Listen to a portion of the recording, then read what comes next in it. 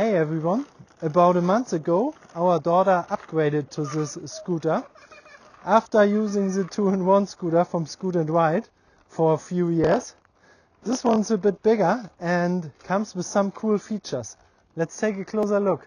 The handlebar is adjustable with preset positions,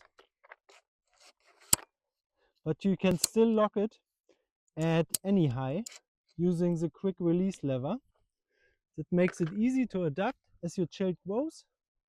The handlebar also folds down, which is super practical for storage and transport. It got 2 front wheels for added stability, plus LED lights in the wheels for improved visibility in low light. The build quality feels solid so far. We've used it in all kinds of conditions over the past months and it's still holding up really well.